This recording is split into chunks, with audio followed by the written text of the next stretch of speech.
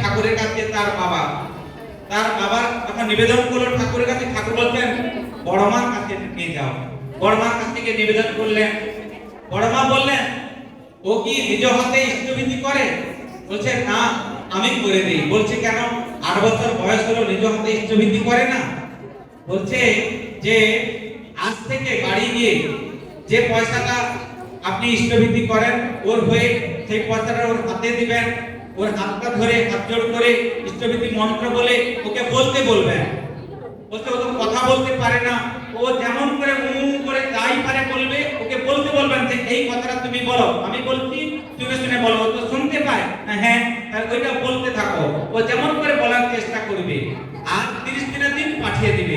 6 মাস পরে এখানে আসবে। 6 মাস পরে সেই ছেলেটা যখন আসে দেওঘরে গোটা জায়গায় তিরিং তিরিং করে ছুটছে আর জোরে কথা বলছে, জোরে চিৎকার করছে। তাহলে তার দয়ে মুখম করতি বাচল। ঠাকুর তাই বলছেন ওই যেমনই আসুক আপদ যেমনই হোক প্রাণ, ইষ্টভীতি আনে আনে সবার পরিত্রাণ। বাস্তব দয়ার ঘটনা একটা বলি। আমাদের নন্দকুমারের ওখানে একজন ঋতিক দাদা, ওই স্বপন কুমার আদক বলে একজন দাদাকে তার 2টা কিডনি খারাপ হয়ে গেছে। ডাক্তার বলতে আর 1-2 মাস বাঁচবে, 2টা কিডনি নষ্ট হয়ে গেছে। যা খাইয়ে দাও, আর দিতেও তো পারবে না, আত্মস্বজনদের ডাকো, সবাই দেখে নেবে তাকে।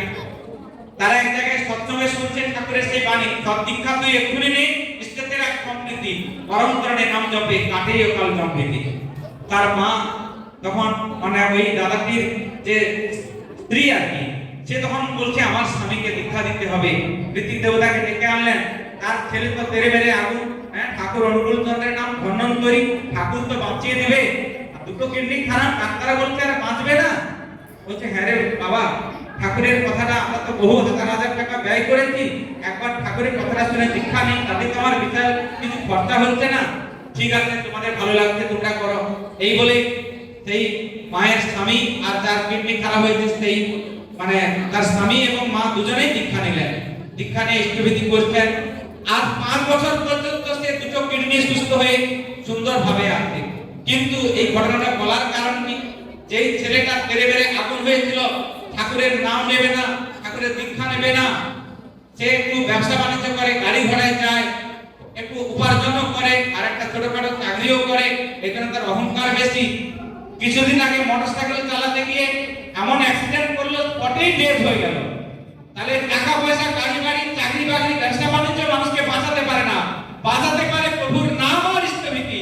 তাই সবাইকে ঠাকুর বলছেন বিপদ আপদ বেড়া যাবে, শক্তি যদি পেতেই চাস শ্রদ্ধাভরে ইষ্টভীতি নিত্য করিস কাটবে পার।